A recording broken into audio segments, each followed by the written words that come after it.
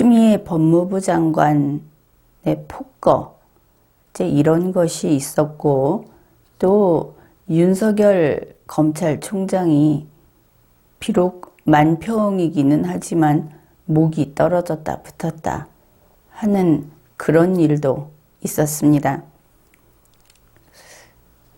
그 일에 대해서 우리가 일련의 뉴스를 한번 재점검해 보기로 하죠.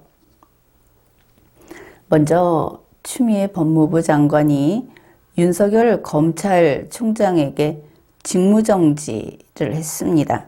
그리고는 징계위에 회부했죠.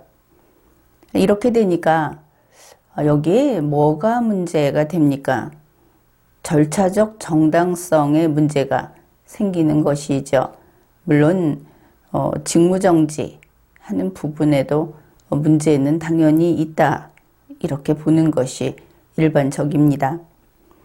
그래서 감찰위에서 이 절차를 준수해달라 하고 추미애 장관에게 요구를 한 것입니다.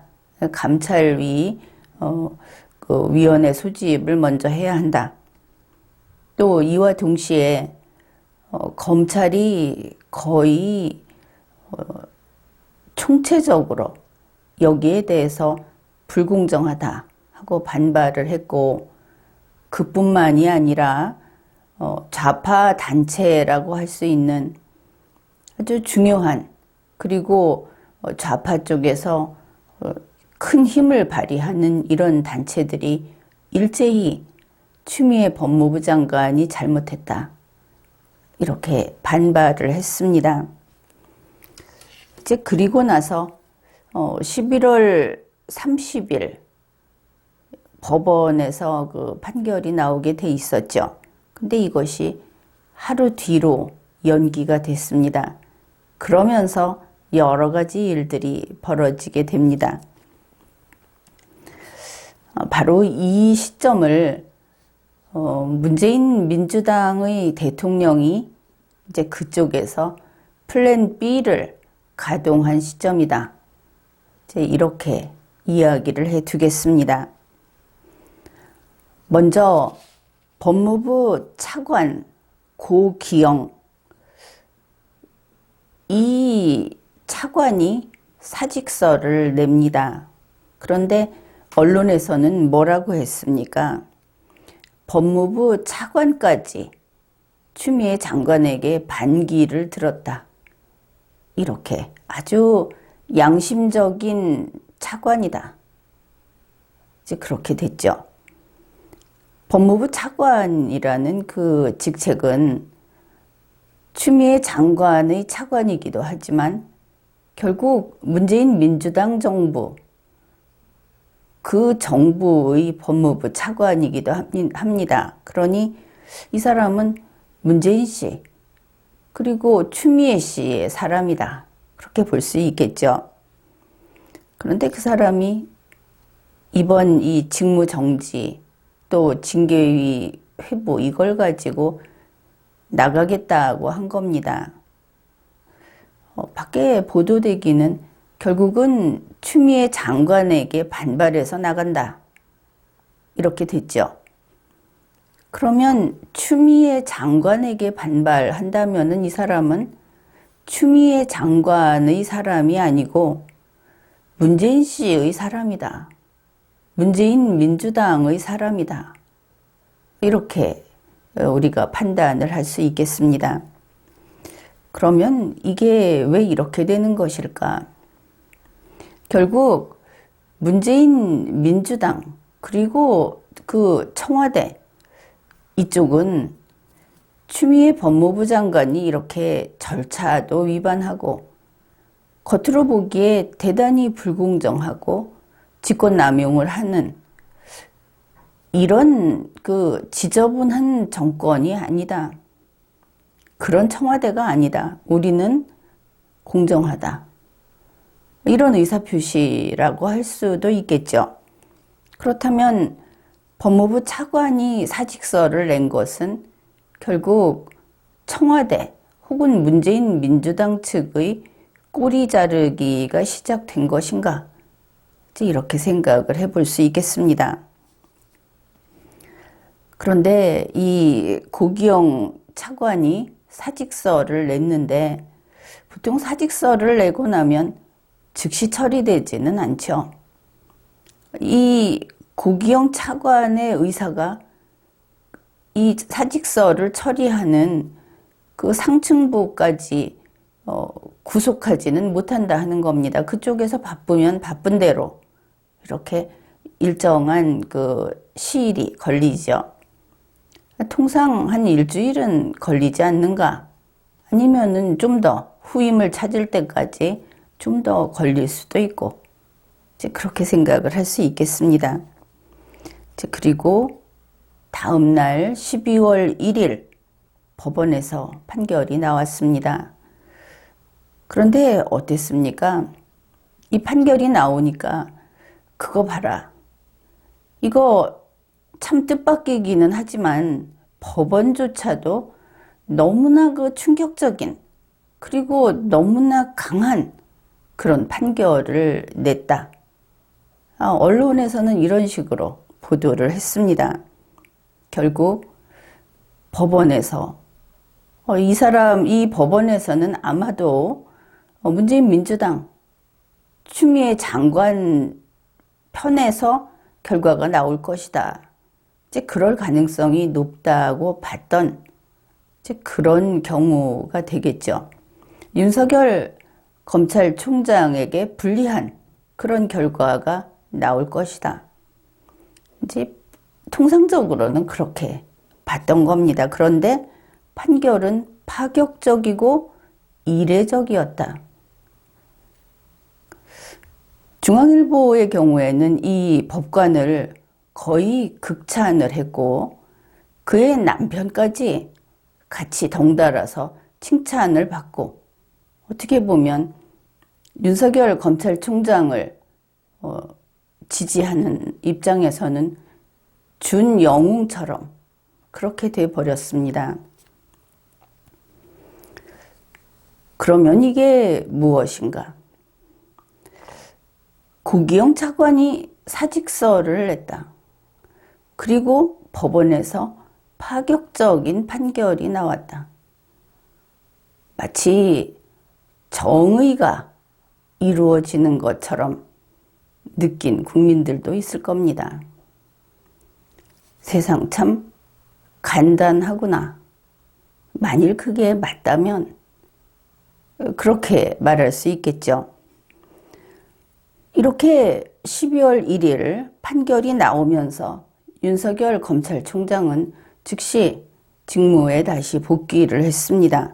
그리고 나서 바로 월성 원전 사건, 이거 영장 청구를 했죠. 이제 그 영장 청구를 막고자 했던 목적은 이미 불가능하게 돼버렸습니다. 그 다음에 또 이상한 일이 있었죠. 고기영 법무부 차관의 사직서를 받고 일주일 정도는 보통 걸리거나 이게 그렇게 중요한 게 아니니까 뭐 넘어가거나 이렇게 되려나 했더니 바로 후임자를 임명합니다. 문재인 씨가.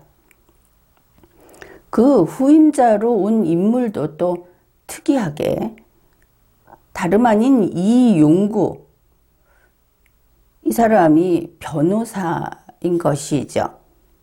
그 변호사가 누구를 변호했던 사람인가?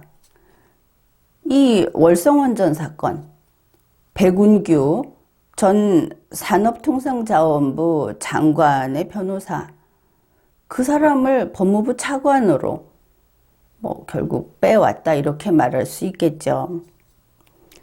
이렇게 된 겁니다. 그러면은 그냥 생각하기에 더 이상 마크할 필요가 없으면 거기에서 빼서 다른 데에다가 쓸 수 있겠다. 선수를 기용할 때 그럴 수 있겠죠. 이제 그런 대략의 그 짐작, 이제 이런 게 가능할 겁니다.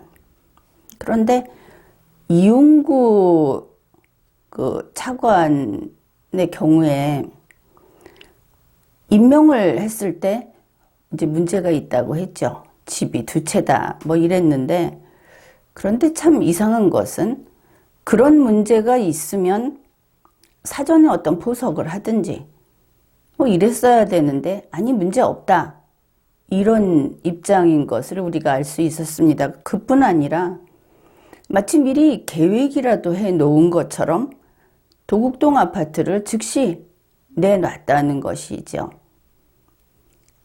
그러면 무엇인가 손발이 척척 맞는구나 이렇게 생각을 할 수 있습니다. 자, 이런 상황에서 이용구 씨가 법무부 차관으로 오게 되면은 보통은 이래야 되겠죠.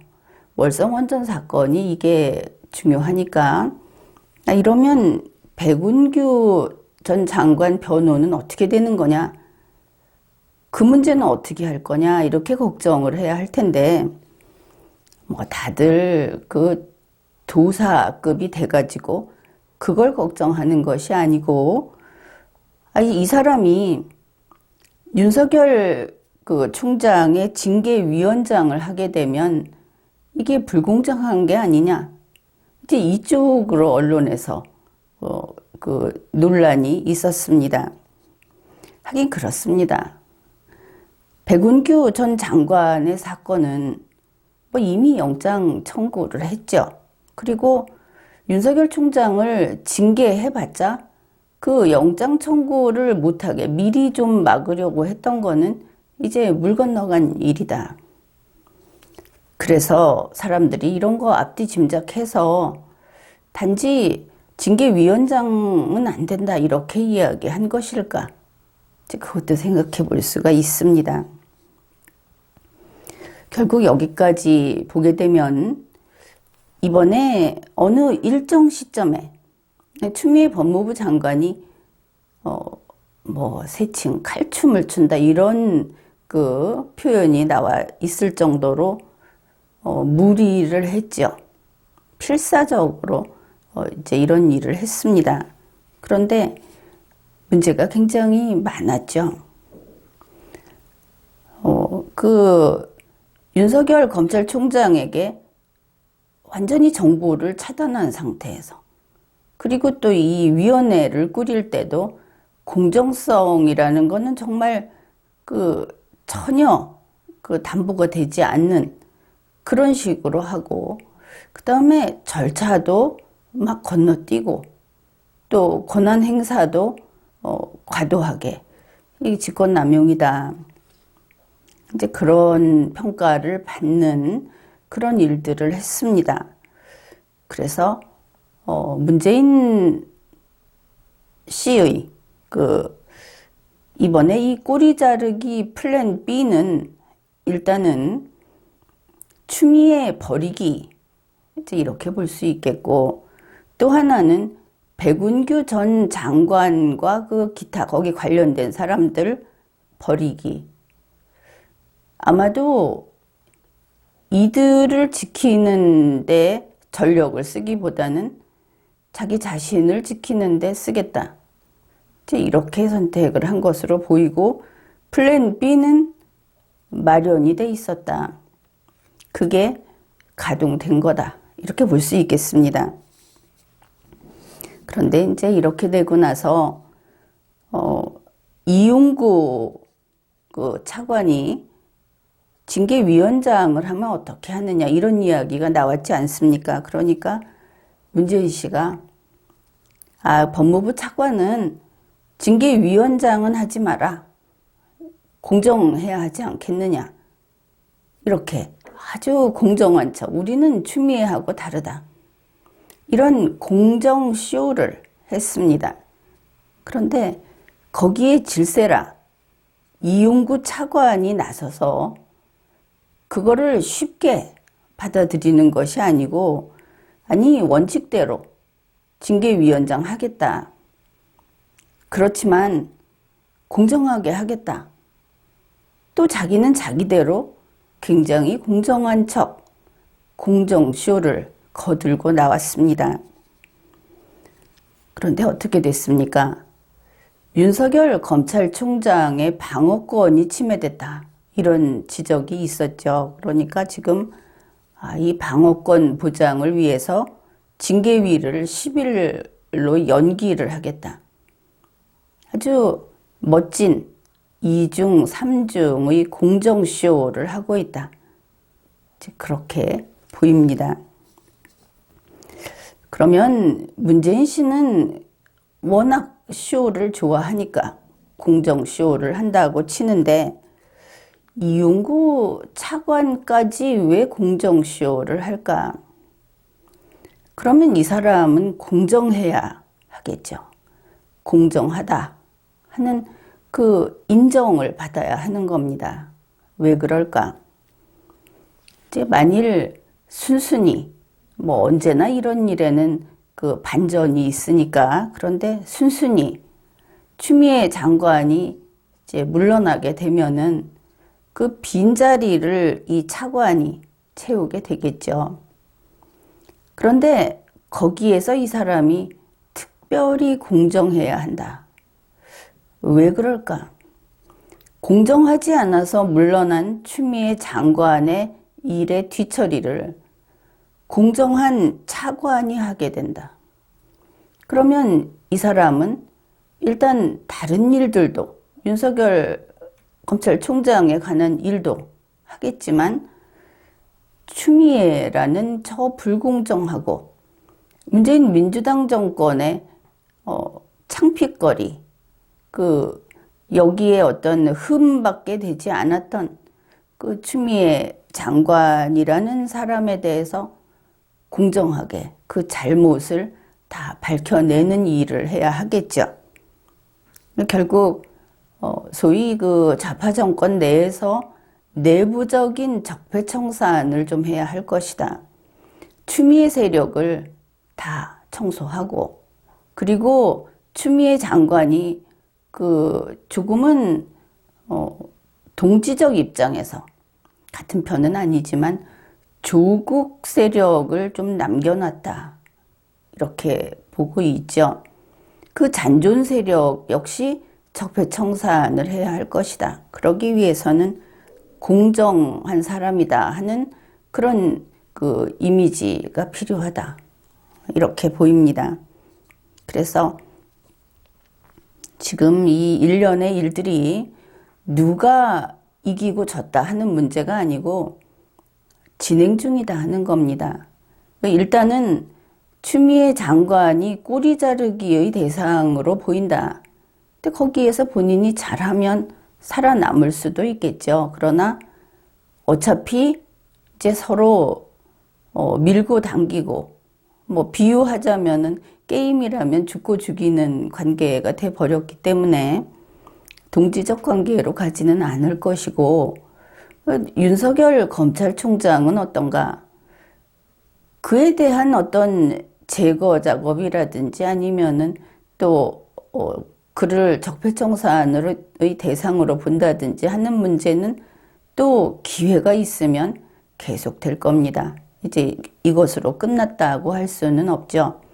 다만 이번에 문재인 씨의 플랜 B가 가동이 됐구나. 그리고 이들이 참 찐하게 공정쇼를 하고 있구나. 이런 것들을 알 수 있었습니다. 지금까지 리걸마인드 연구소였습니다.